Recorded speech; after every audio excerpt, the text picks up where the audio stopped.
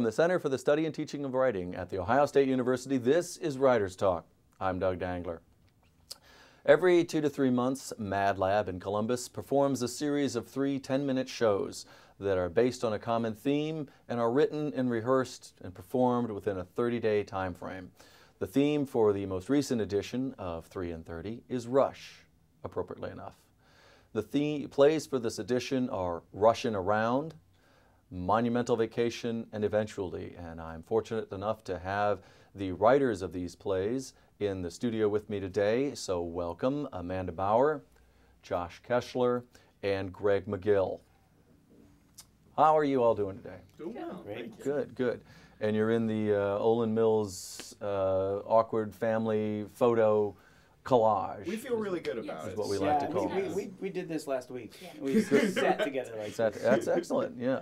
Tell me about writing and performing a play in 30 days. How does it work? That seems sort of quick to me. Yes. Okay, our next question. So how do you make it happen? Yeah, you point out it seems kind of quick, and actually to add layers to that, we almost always do it when our company, MadLab Theater, is the parent company of 3 in 30, and when we've got other projects going on. So all the writers, all the directors, and usually a lot of the actors are working on another project at the same time.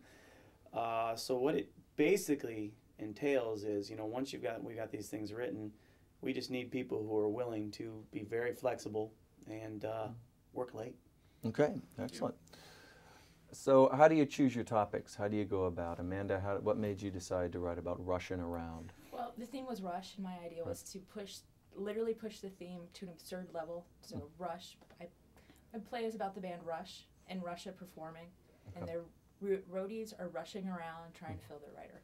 So I was just, how far can I use the word rushed as many times as possible? Rush Limbaugh doesn't appear, though, in the play.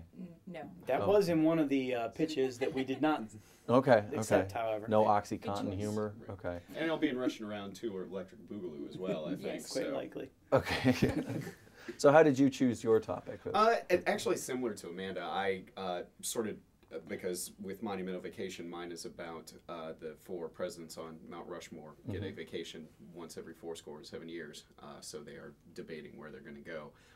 And it was the similar sort of thing. I just sort of took the word rush and tried to figure out as many different permutations of that as I possibly could until I settled on a topic. I was like, yeah, that ball's got a little bounce to it. Okay. So where do they go without giving anything away? Do they make up their minds? They so do. They do finally make up their minds. They each struggle for a while in terms of coming to some sort of consensus, but fortunately Lincoln is able at the end to step in and save the day, and they go to the Mall of America. And how did you come upon your topic? So interestingly, I kind of started with the same thought that these guys had about, how do you rush, other than the common usage of being in a hurry, how could I think of something else? And it kind of hit me that everybody else is going to do that, and so I wrote a play about being in a hurry. And so eventually, and I'm kind of a bit of a science fiction geek, and so eventually is about a sort of a mad scientist type who's discovered a way to super speed evolution, so his subjects can evolve to their eventual, apex, and he wants to do that to humanity, and he obviously uses himself as a subject because he's a mad scientist. In a play, they're always going to use themselves as a subject. So, so yeah, his rush is to get to the apex of humanity, so to speak. Without, again, giving anything away, what does the apex of humanity represent to you? What was the greatest? Oh, that was coincidental. Yeah. The need to cough goes away. What is happening? What ends up happening with him is there are no more, so to speak, physical evolution. So to speak, it's all becomes mental, and various. I don't know. Kind of, they turn into Jedis and stuff like that. Okay, I would have thought they'd turn into writers. But that's just because this is writer's talk, and Right. I can see where Jedi's would. Yeah. See, I think that's at the opposite end of the evolutionary Scale? scale. So, Okay. yeah. What are your writing habits? Writing, especially for one of these, I typically find that I massage it back and forth in my brain to the point where it's practically written. I don't necessarily write out an outline. I know some folks write outlines, other folks do things along those lines.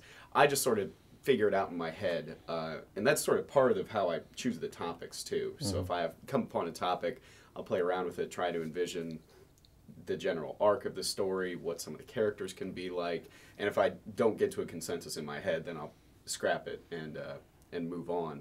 This one in particular came about. My wife and I went to Vaquero one evening, and I sat there silently while she was eating for about an hour and a half as I sort of ran through the entire thing in my head. Great dinner. And yeah, by the end she was like, "What is wrong with you?" I was like, "Well, I just wrote my 3:30 piece." Didn't make her any happier about the dinner in silence, but the piece came about. Okay. So what sacrifices do you make, Amanda, for your writing? A lots of sleepless nights. Well, okay. I have carpal tunnel syndrome in both hands. It's painful. But yeah, my writing process is completely different from Josh's. I'll start writing, don't know where it's going. I just like writing funny bits. How as long as it progresses and somewhere towards the middle of it, I try to figure out how it's going to end. So, and not all the time. That doesn't work all the time, but I'll let it sit for a while and go back and fix the ending or make revisions. Tell me about, on that theme, collaborating with each other. These plays are all under single authorship. But what kind of other collaborations do you do? What other ways have you worked that around?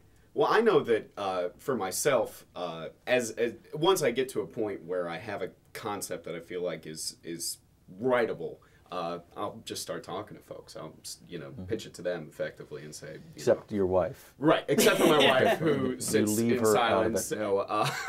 it. So I'll talk to folks. I'll get a feel for if they like it, if they hate it. They'll sometimes toss in other ideas, and then I never submit anything to 3:30 without sending it around to 2 or 3 people that I really trust and respect, and to have them look it over and get a feel for it. What happens if they hate it? If they hate it, then it depends. Sometimes it's back to the drawing board. Sometimes it's tweak it a little bit and change it around. Okay. And I don't think we got your writing process. But right. if you I wanna... don't either. But well, for these short pieces like this, these are the 10-minute plays.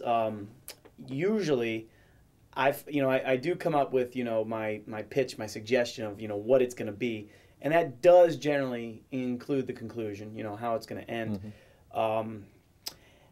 And then basically, when I realize I have to write it, I worry for a while, think I can't do it, and then it all generally in one sitting. Eventually, I actually had to do in 2 sittings. Eventually, I wrote the beginning, the first scene I thought was horrible, and thought I was not going to finish this by our deadline. What I figured out, though, is I could finish that first scene just by putting a period at the end and writing lights down. It's like, oh, I got an ending there. And then I started writing the second and third, and that came pretty smooth. So pretty much the bulk of the work still always comes for me in a quick burst of a couple hours. I'm not proud to say that I had a couple drinks during that last burst. And it's good I finished right in time before I wasn't going to be any good at writing anymore. Okay. Is it harder to perform the ends of his plays because you sense the drinking? The characters really do stop making really any sense. Right, yeah, they start having other names, right. Things like that. Okay. Some of them disappear. Yeah, some people just walk off stage because he's put a period there, and that's the end of it. Tell me about the best part about being a writer for this. What do you really love about writing these short pieces? Well, I love, and this is the best part about writing, is to see an audience response to it. See 30 or 40 people laugh at some crappy thing I wrote, and that's awesome. And I see you're very self-positive about all of that. That's the other wonderful part of it. But people always laugh at the crappy stuff I write. So it's,